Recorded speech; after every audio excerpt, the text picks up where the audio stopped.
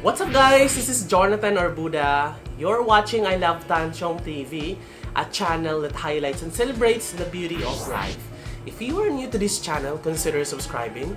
Just click the subscribe button at yung bell notification na katabi naman ito para ma-notified kayo moving forward sa mga upcoming uploads ko. Libre po yan, wala pong bayad pag nag-subscribe. And if you're using your social media like Twitter, Facebook, and Instagram, please do follow me. It's at I Love Tanchong. And visit my blog. It's www.ilovetanchong.com for my travel blogs and articles.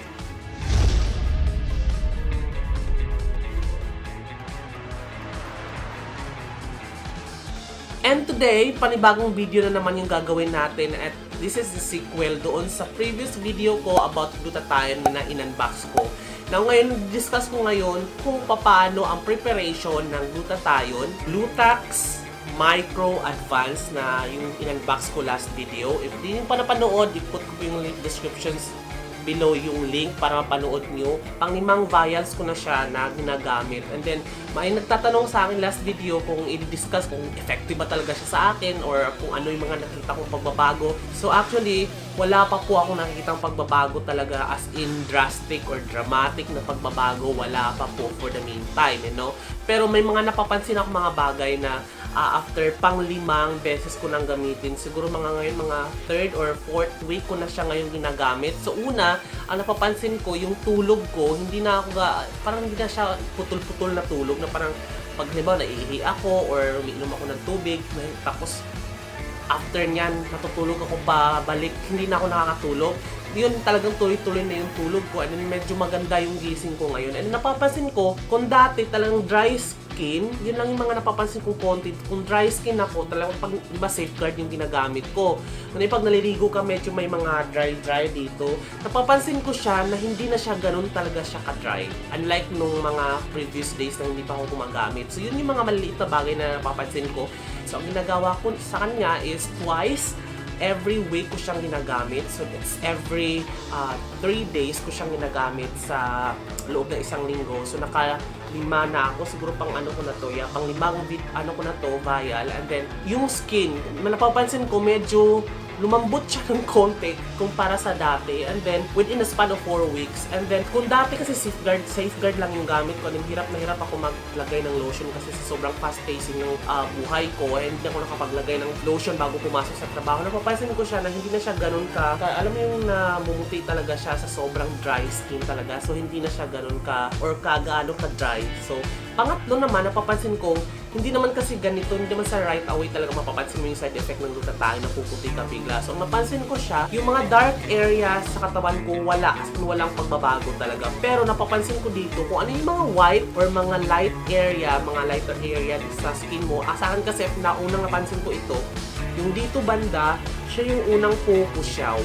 Talagang pupusyaw siya ng konti. Para, kasi makita mo siya pag after mo maligo or pagising mo, ganyan. After 3 weeks or 4 weeks sa paggamit ko, ito ang una mo makikita guys.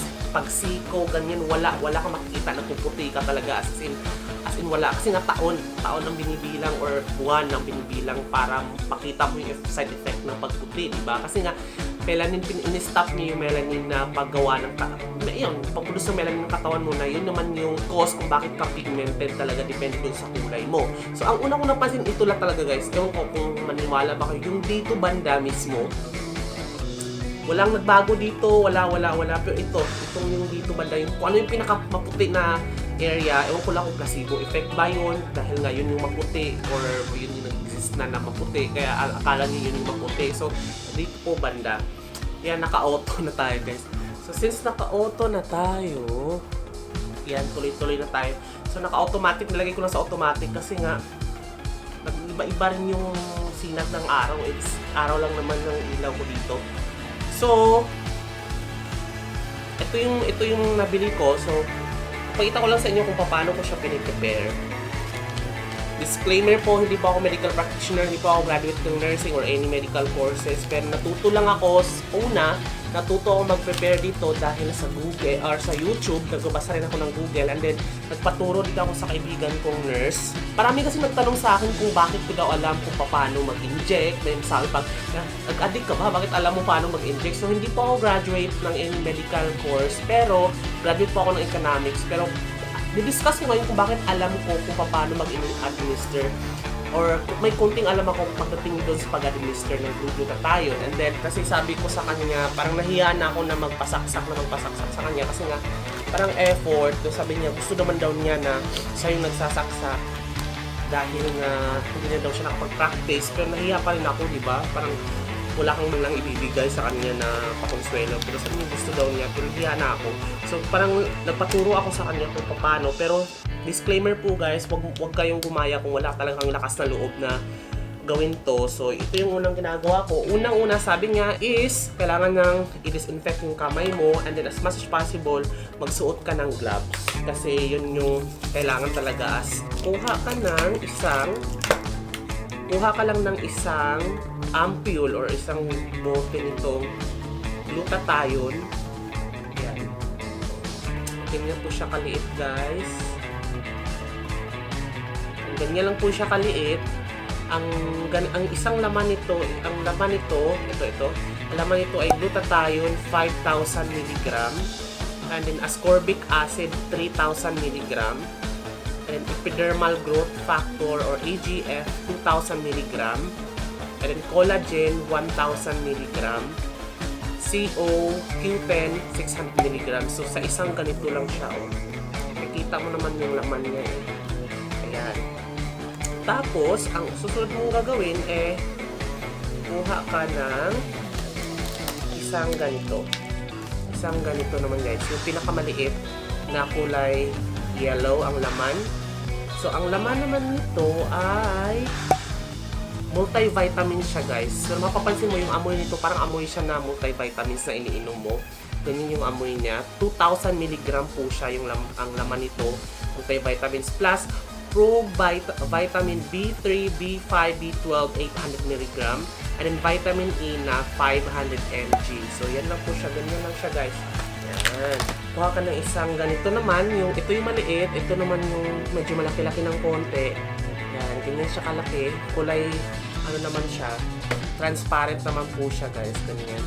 So, ang laman naman nito ay vegetal placenta 1,000 mg, bovine placenta extract 1,000, alpha lipoic acid OLA, it's 350 mg, and then grapeseed extract 200 mg. Ang pag-prepare nito guys ay unang-una, since may kasama siyang syringe, ito yung syringe na kasama niya guys, it's 10 ml, yan, 10 ml ganun siya kalaki. Yung butterfly na syringe, yung parang ililikit pag pinutusok mo siya. So, ito yung paggawa, shake ko lang siya, shake na rito yung una. So, unang gagawin ko is, kuha ako ng syringe,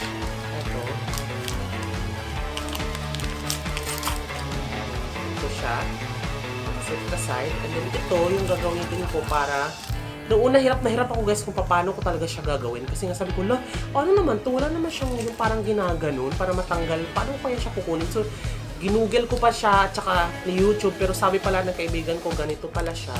Pero kasi siyang tuldok dyan, oh. Makikita niyo sa kung sino yung tuldok. Siya yung pinakamalayo. Siya yung sa labas. Huwag mo siyang itapat sa'yo. And then, ganyan, kuha ka ng ganito. Ito yung plastic na pinag-anuhan mo para lang ganyan. Tapos, baliin mo lang siya ng dahan-dahan, palayo sa'yo. Yan. So, dahan-dahan mo siyang baliin. So, nagiging ano na siya. Yan o, nababalik na siya. So, makikita mo nila. Pero huwag masyadong diin na parang durog na durog. Kasi nga since ano siya, glass, baka magkaroon ng micro yung durug-durug at kasama pa dun sa tubig. So, actually, meron namang ibang filter na nabibili para sa syringe para hindi mapasukan. Pero ito naman, dahan-dahanin mo lang daw. Hindi naman daw usually nangyayari yun. Kasi dapat yung blue palabas, parang pag ganun lahat palabas. Pero huwag mo siya yung hawak mo papindot talaga. And then the next one, susunod yung gagawin tatanggalin mo to, may plastic dito, dun sa lupa mismo. Yung plastic lang ha. Yan. Tanggalin mo lang siya, magiging ganito na siya. And then, yung syringe, tanggalin mo lang na ganun. And then, tusok mo lang siya dito, dun sa maliit. Yan. Para lang kunin yung laman. Yan. Kunin mo lang siya. Dapat sagad na sagad para hindi sayang. Sayang lang yan. Dandaan lang. Tapos, since nandito na, wala nang laman to guys, nalipat na po siya dito. So, ang susunod na gagawin is, tusok siya dito, kasi may goma dito guys. Tusok siya dito. Yan, and then push. Yan. Then, shake, shake, shake. So, kasi powder yung gluta. So, shake, shake, shake mo lang siya para mahalo. Shake, shake. Ito na naman, yung gagawin mo, same thing dun sa maliit. Pababain mo muna yung kasi sayang. At sa mawala yung hangin. And then, gaganon mo lang siya, same thing. Yung blue na may parang may pindot na blue, dapat nakatalikod sa'yo. Then yung babaliin mo ng dahan-dahan. Yan, dahan-dahan lang. And then, isa na siya ginamit mo kanina, same thing. Kailangan maubos mo kasi sayang. Pag nasagad mo na, tabi mo na yung shake, shake, shake. Tsaka tip pala guys, dapat uminom ka muna ng tubig. Ang tubig naman niya guys ay 2 glasses of water 1 to 2 hours before kang mag-administer nito. Diyan na po siya guys. Tapos, ang gagawin mo is, tutusok mo siya ulit dyan. Then, hihilahin mo siya para lumipat siya sa'yo. Lumipat dun sa syringe, lahat ng laman. So, actually marami kasi itong laman. Pwede mo siyang dagdagan ng sterile water, pero hindi na ako bumili ng sterile water kasi parehas lang naman. So, hindi mo naman kailangan siyang punuin kasi it's 10 ml lang naman ang kailangan mo. Handaan mo siyang hilahin para malipat lahat. Since nalipat mo siya, kung gusto mo nang punuin, tanggalin mo muna yung hangin. Tulak mo muna siya ganyan. Mahirap kasi pabalik-balik eh. So, na naman siya para kunin yung natira. So, kung meron pang konti, pwede mo siyang dagdagan ng sterile water para sa second round. Or sagad mo na lahat. Yan lang naman yun. Tapos isa pa, para lang masagad talaga sayang. Hindi ko lang umulit pa ng hinayang talaga akong guys. Na dapat sinasagad talaga siya. Feeling mo wala ng laman, wala na tong kwenta. Kung feeling mo wala ng laman guys, susunod mong gagawin is tanggalin mo yung hangin, sasagad mo siyang ganyan. Yan. Tapos, okay na siya, nandito nalipat na lahat siya, di ba? Tabi mo muna to. And then, ready ka na para mag-administer. So, ang ginagawa ko, tip ko po guys, wala po akong disclaimer po, wala po akong, huwag niyo sabihin na magsarili. Hindi ko sinasabi magsarili kayo ng administer. So, kung meron kayong kakilalang nurse, pwede kayong magpa-administer or any IV therapist, pwede. Kung takot kayo, kasi ako hindi naman ako takot kasi nga ilang beses na ako nasaksakan ng ganito doon sa kaibigan ko and then tinuturuan na niya ako kung paano. So, ang technique daw, for safety purposes, dapat, ito yung IV, di ba? Ito yung butterfly. So, ito yung sasaksak doon sa ugat mo. So, dapat, pagka ganyan, tatanggalin mo yung needle. Hindi talaga ito yung sasaksak mo guys kasi sobrang laki ng needle dito.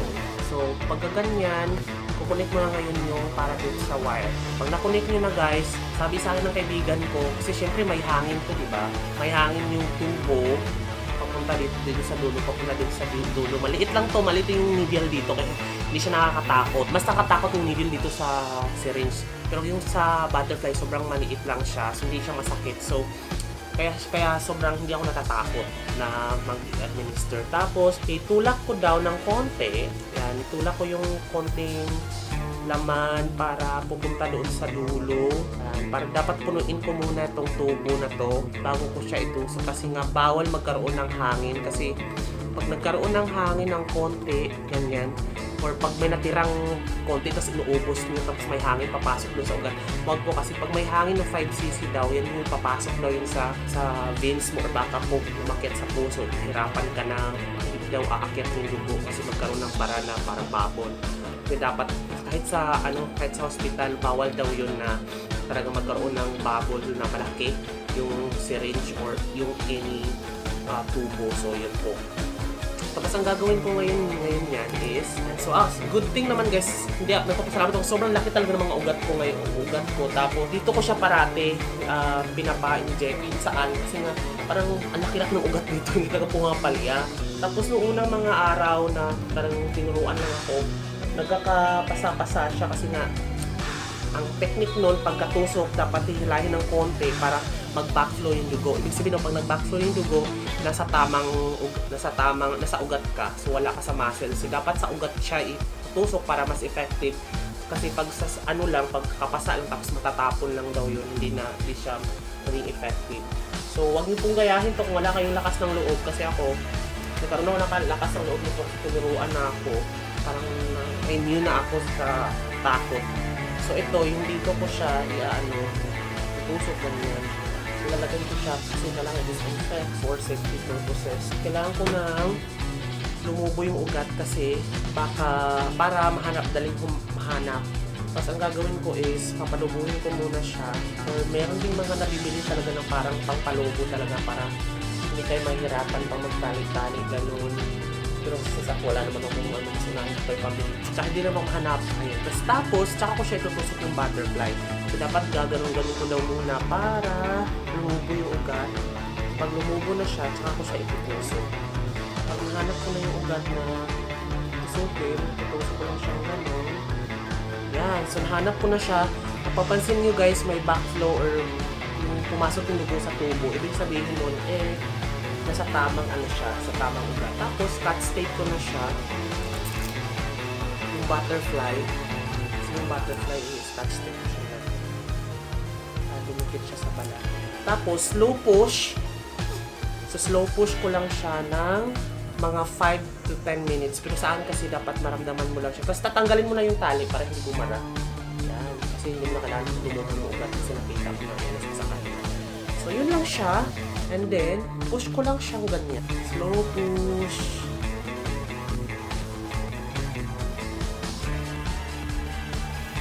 Yan. Slow lang, guys. Pero wala akong maramdaman. Hindi siya masakit. Hindi rin siya parang kumikirot. Wala siyang parang nagpa-dextrose lang siya. Malapit siyang maubos.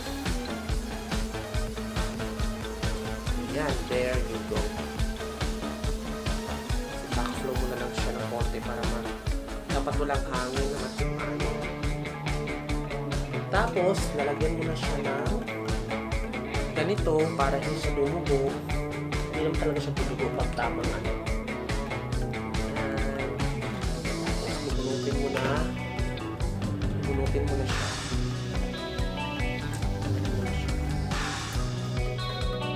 Pindutin mo lang siya para hindi dumugo. Yun, at saka magkapasa. So yun guys, ganun lang siya kadali talaga. So, ganun lang siya kadali. Pero, I suggest guys, kung first time nyo, wag ho kayong magsaksak ng sarili nyo. Kasi parang nung una, nagkapasa-pasa ako yung unang attempt ko. Kasi hindi ko matama yung ugat. So, since nahanap ko na kung saan talaga siya, kasi nga pang ilang beses ko na siya. So, hindi na ako nagpapatok sa kaibigan ko. So, yun. Sa bagay, kung medical practitioner ka guys, so, I'm pretty sure na sinasabi nyo na doon talaga kayo pumunta sa nurse na kaibigan nyo or sa mga nurse or sa mga clinic mismo para sa IV push. Pero, since 5,000 mg naman to, acceptable siya pag-inject. Pero pag tumaas pa nito, kailangan talaga siyang i-swero na dahan-dahan. Kasi hindi natanggap ng katawan na sobrang taas ng glutathione, isasaksak mo lang siya ng isang saksakan. So, ganun lang siya guys. So, kung meron kayong suggestion, kung meron kayong tanong, comment nyo na lang below kung meron kayong tanong about this. And then, at least alam niyo na kung paano ko piniprepare at paano ko ina-administer sa akin at bakit nagtataka siguro kayo kung bakit ganito ako kagaling magsaksak ng sa sarili ko lang. So, humingi po muna ako ng tip talaga doon sa mga may alam kung paano. Kasi nga since it's parang katawan mo yun, so wag mo munang i-erase yung katawan ko. Kung wala kang lakas ng loob na tusukin, baka magkamali-mali ka pa kapag wala ka talagang lakas ng loob.